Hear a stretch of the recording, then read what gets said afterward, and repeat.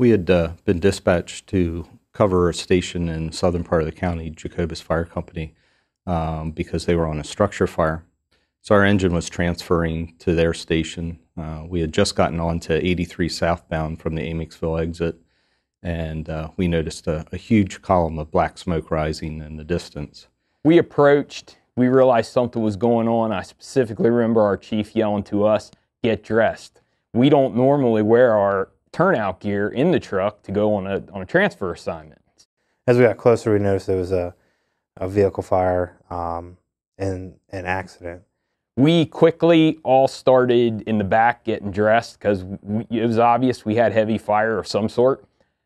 So as we pulled up, we were getting information from the front seat. Actually, they had a better view of things. We believed at the time there were two vehicles involved, a large truck and a tractor and trailer. And as we passed by, we did see one person laying on the ground. We made our way back up and around to the incident through traffic and everything. I was the apparatus chauffeur, the driver of the apparatus.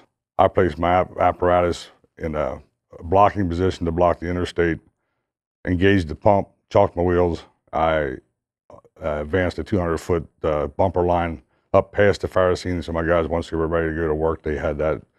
It was a tremendous volume of fire, a huge amount of smoke. And I remember as we passed in the southbound lane, the amount of heat that we felt inside the engine just passing by. We were kind of amazed because people were still trying to, in the northbound lane, drive around the accident, through the accident scene. And it was kind of hard to comprehend how they were able to do that. As we pulled up, we could tell we had a lot of fire. We could tell we had vehicles, but honestly, at first glance, it was hard to tell the count. We had a lot of fire. It was easy to tell we had more fire than we had water with the first in piece of equipment.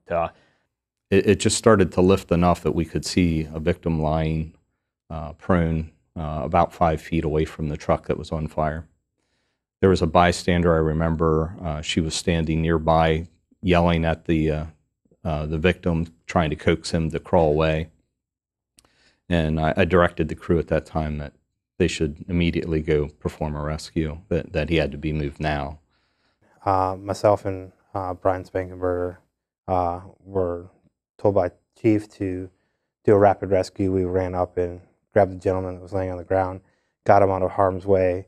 I stayed with him to do a medical evaluation as the rest of the crews began to fight the fire.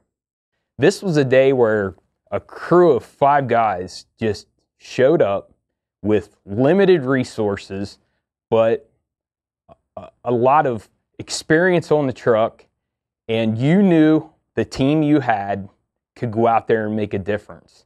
So showing up, knowing you can make a difference, knowing you can make a save, wow, that's big in the business we're in, because we don't always get to make the save.